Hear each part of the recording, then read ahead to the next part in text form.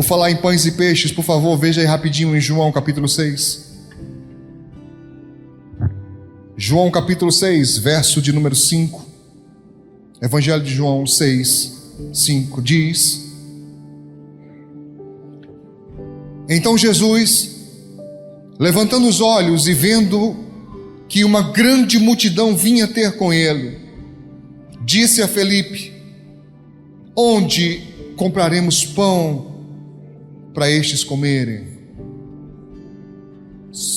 João, Evangelho, capítulo 6, verso 5. Hein, Felipe? Onde é que vamos comprar pão para essa gente toda?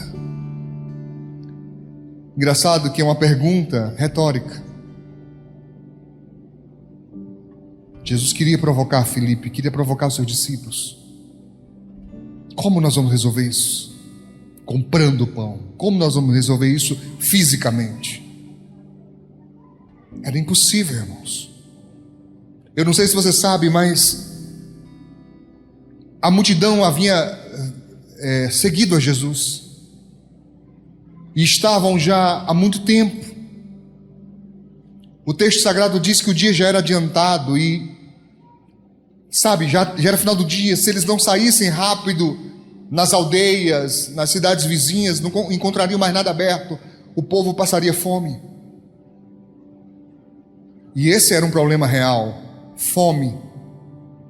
E Jesus pergunta: onde nós vamos fazer? Como vamos fazer? Onde vamos comprar pão? Versículo 6. Mas dizia isto para quê? Para o experimentar, colocar ele em prova, porque ele bem sabia o que havia de fazer. Ele está perguntando a Felipe para ver como é que Felipe interpreta essa situação. Está aí, Felipe, 5.000 homens. Geralmente a contagem era naquela época feita apenas com homens, mas você sabe que a quantidade de mulheres sempre é muito, muito maior. Levante a mão só os homens. Os que estão em dúvida pode continuar com a mão baixada mesmo, não tem problema não. Cadê os homens? Levanta a mão. Baixa. Mulheres. Olha aí. A quantidade de mulheres é sempre maior. E não contava-se as crianças. Criança e adolescente comem, irmãos?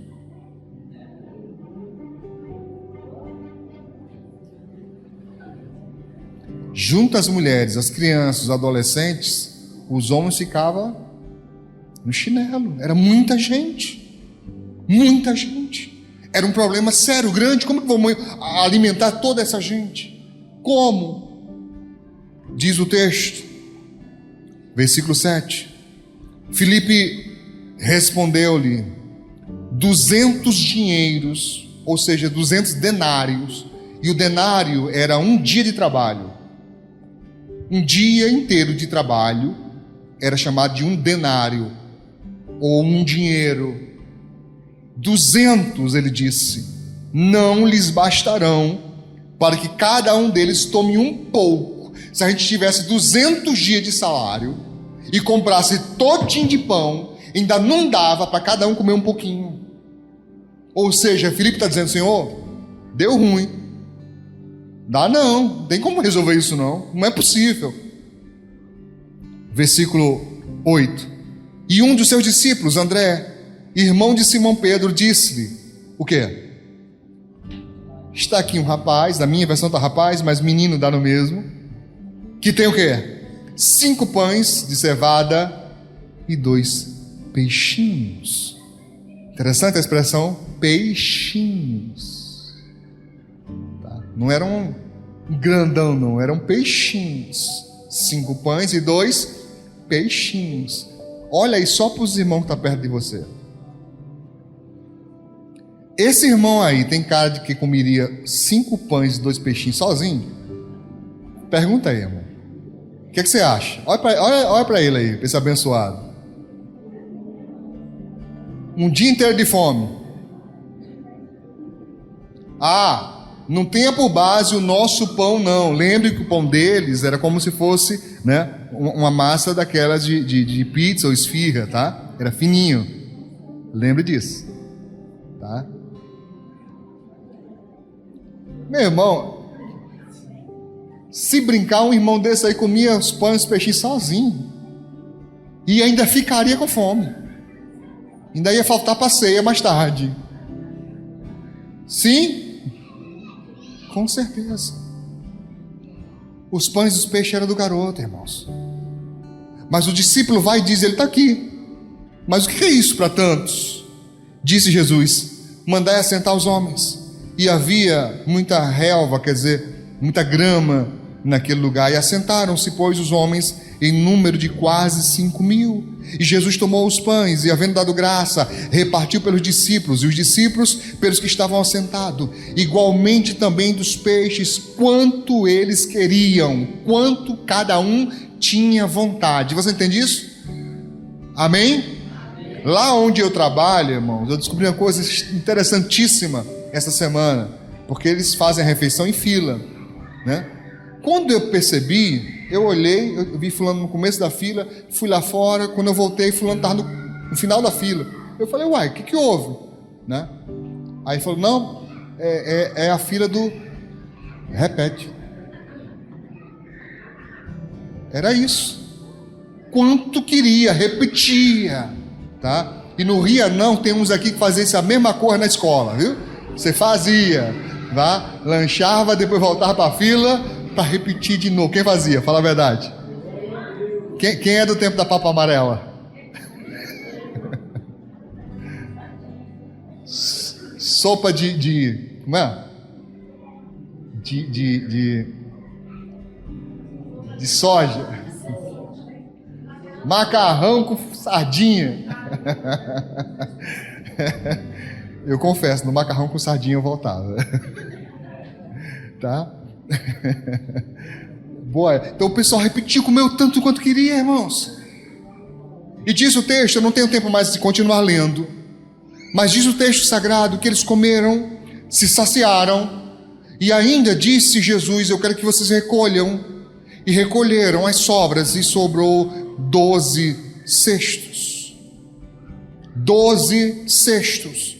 Um cesto cheio de pão e peixe, para que cada um dos 12 discípulos, apóstolos, mantivesse na memória, quando não dá, a matemática de Deus funciona.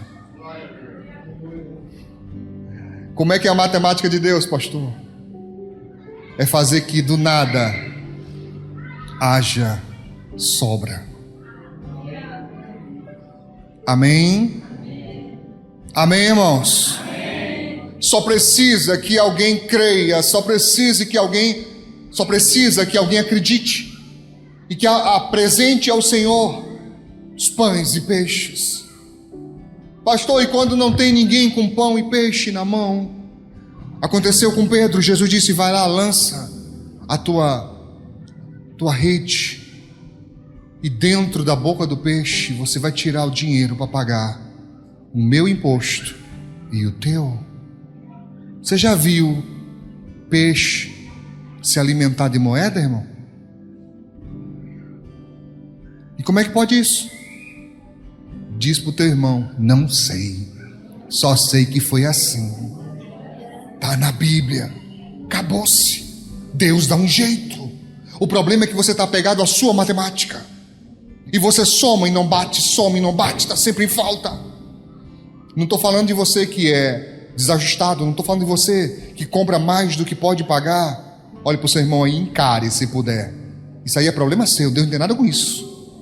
E tem uma péssima notícia para te dar: milagre não supre falta de organização.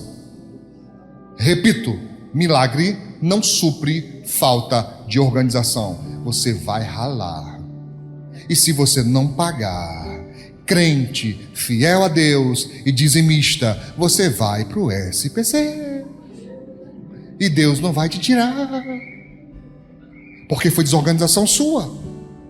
Mas se não foi, não, pastor, eu entrei numa situação adversa, eu entrei numa situação que eu não plantei, eu não fiz isso. Então o nome disso, queridos, é provação.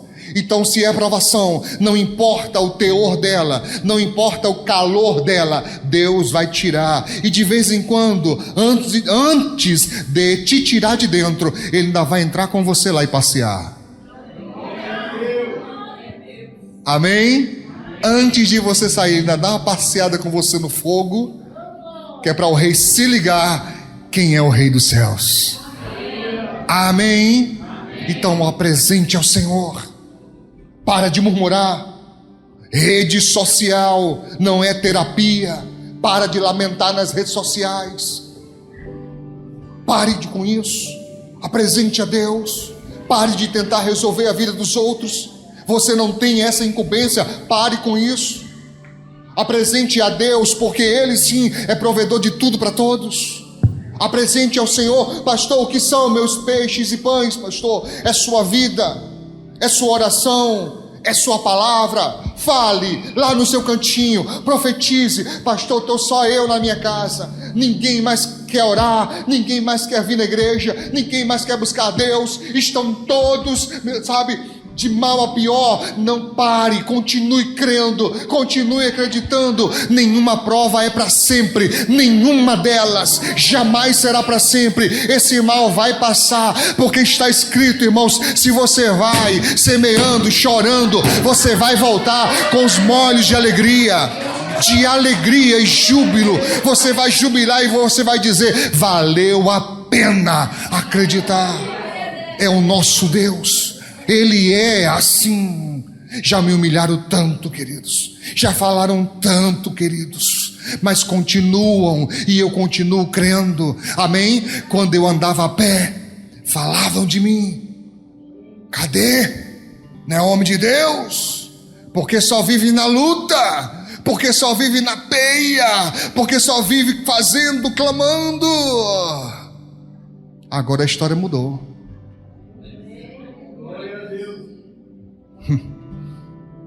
Deve estar roubando.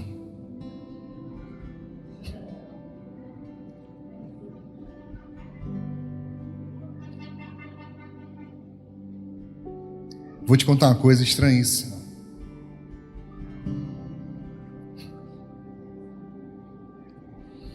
Como é que pode, irmãos? Quando eu morava de aluguel, eu já morei nesse bairro quase todo, irmãos. Já peregrinei nesse bairro quase todo. Já morei aqui na avenida 2 vezes. Já morei em cidade de praia. Nas ruas de Nova Natal, meu Deus, eu tenho coleção. Hoje que temos casa própria, nossa, eu já vi crítica a isso. Aí eu aprendi: fale bem ou fale mal, mas continue falando de mim. Tá com raiva? Faz que nem seu Madruga, tira o chapéu e pula em cima, para ver se a raiva passa. Eles vão continuar falando, queridos. Então viva, viva, não se importe, viva. Amém? Viva. Houve uma época na minha vida, deixa eu te contar isso, que tanto eu quanto a minha família, nós tínhamos receio de comprar alguma coisa para casa, de tanto que as pessoas falavam. A gente tinha medo: não vamos comprar isso não, porque senão os irmãos vão pensar. Hoje que eu aprendi como é que é a língua do povo, tô nem aí, meu filho. Se eu puder ter, eu quero ter, porque eu suo para isso. Minha esposa, meus filhos se esforçam para isso. Então nós vamos ter o melhor, sim, acabou-se. Amém? Mas isso é uma caminhada, meu irmão. Onde você está nessa caminhada? Onde que você está na fila? Quem tem agonia de ficar na fila? Levanta a mão. Pastor, tem agonia de ficar em fila. Meu irmão, a fila é maravilhosa. Fila é terapêutico. Você já viu que a gente fica assim, né? Se a pessoa demorar 10 segundos para dar um passo, você já fica agoniado. Só falta empurrar a pessoa. Nem faz diferença. É um passo. Na fila você observa todo tipo de gente. Gente falando alto, gente falando dos outros, gente sem noção, gente triste, gente alegre. É todo tipo de gente. Mas tem uma coisa que a fila faz: é que quanto mais perto você está do caixa, mais alegre você fica. Chegando a minha vez. Está chegando a minha vez. Mas eu descobri outra coisa. Tem uma coisa que deixa as pessoas mais alegres do que se aproximar do caixa. Sabe o que é? Quem sabe? Eu percebi isso. Não sei se você vai perceber também. É olhar para trás e ver a fila bem grande. É uma alegria maligna. Se alegra com a desgraça dos outros, irmão. A pessoa fica feliz. Eu estou na cabeça da fila. Aí olha para trás, como quem fala assim, dos outros. Aí chegou a sua vez. Aí você vai voltando, olhando para a fila e lembrando que você passou por tudo aquilo, daquelas voltas todinho. Você está na fila da vida. O seu lugar é o seu lugar. Não se angustie, porque outros estão na sua frente. Você vai chegar. A sua vez, ela vai chegar. Basta você ser honesto. Basta você ser uma pessoa focada. Basta você lutar. Basta você aprender com seus próprios erros. Você vai chegar lá. E eu encerro, irmãos, com um princípio importante.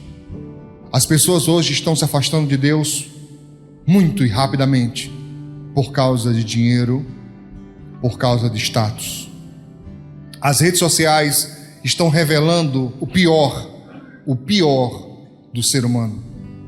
Porque as pessoas sorriem para a foto, estando amarguradas. Elas tiram foto de lugares para poder mostrar aos outros que podem. Esqueça isso. Desfrute do que Deus te der. Sempre desfrute do que Deus te der. Mas não por causa dos outros.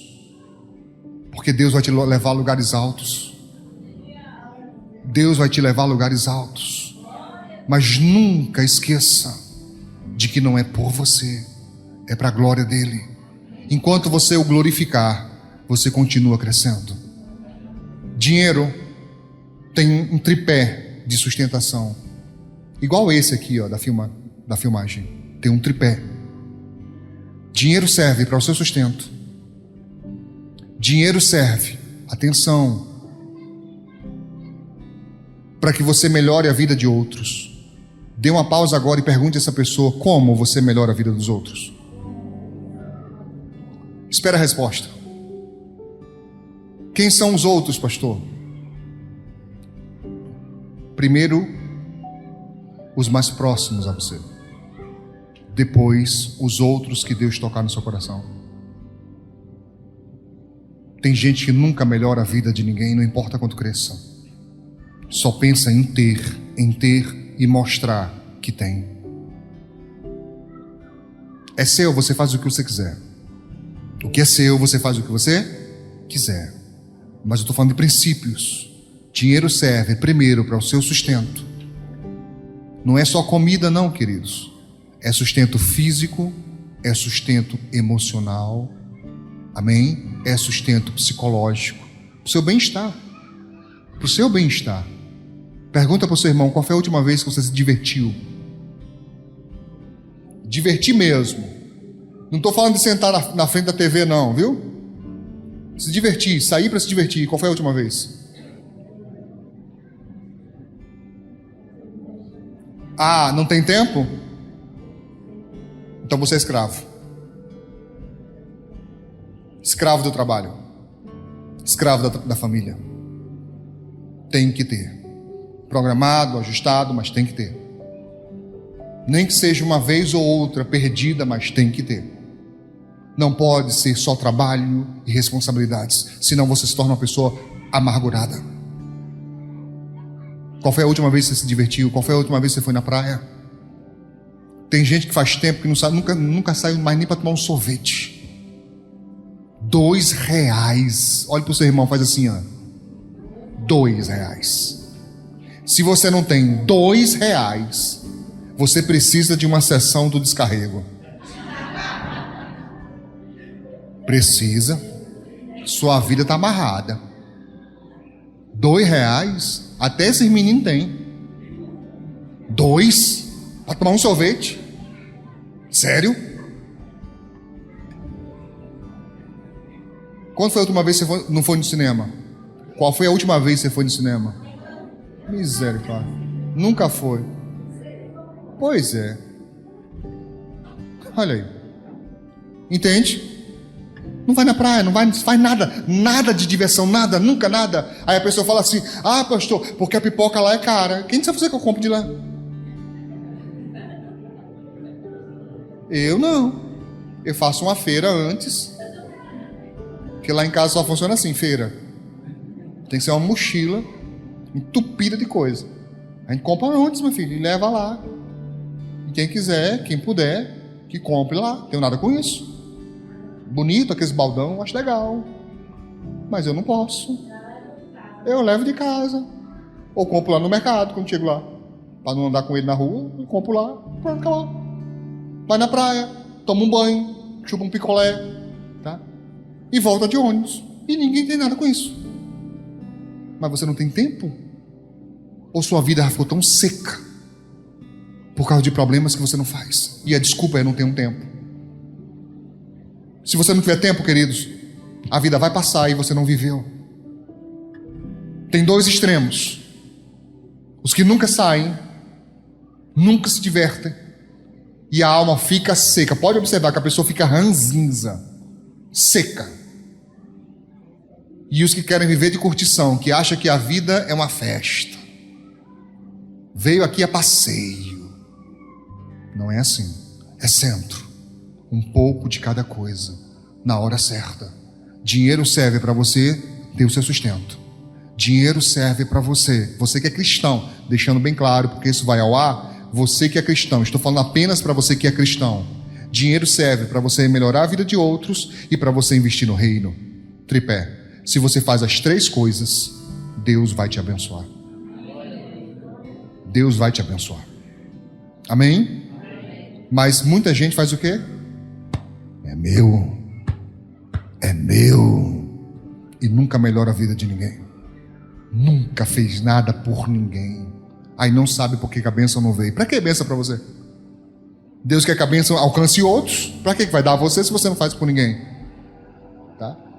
Engraçado hoje, eu falei isso um tempo atrás. É engraçado que muitos cristãos hoje estão fazendo cursos de como prosperar na internet. Isso é o que mais tem, irmãos. O que mais tem. E eu não estou dizendo que é errado não, viu? Você querer prosperar, não. Mas eu achei uma coisa interessante, que a maioria dessas pessoas não investe na vida dos outros e nem na obra de Deus. Qual é o pensamento?